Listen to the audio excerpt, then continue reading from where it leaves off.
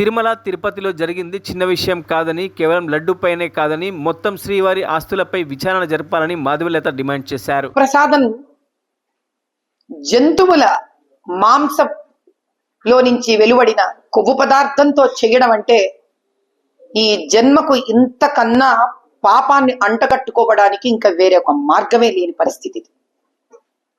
మేమందరం భక్షిస్తూ ఉన్నాం ఈ ప్రసాదాన్ని.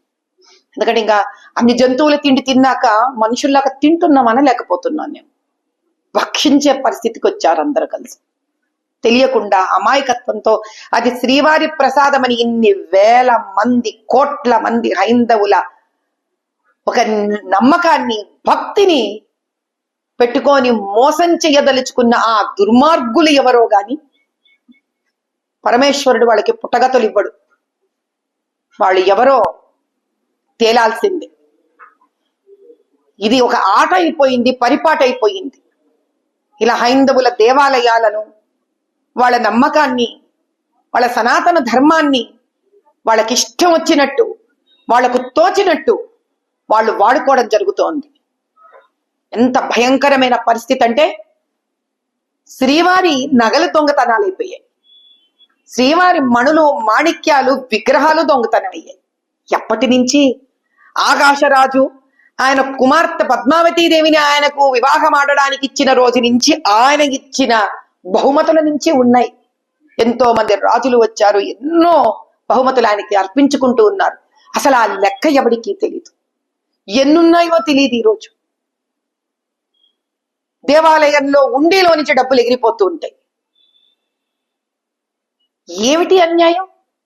7 కొండలని జప్తు చేసుకోవాలని చూస్తుంటారు. ఎవడబ్బ సొమ్మిది?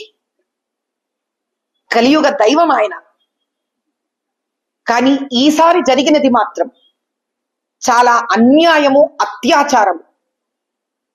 డబ్బు తింటే వీళ్ళు డబ్బు తినే రాక్షసులు అనుకోవచ్చు, కానీ దుర్మార్గంగా స్వామివారికి జంతు మాంసానికి ఇచ్చిన కొవ్వు పదార్థాలు పెట్టి వేల కోట్ల మంది నమ్మకంగా తింటున్న ప్రసాదాన్ని మా వరకు అందేటట్టు చేశారు వీళ్ళు.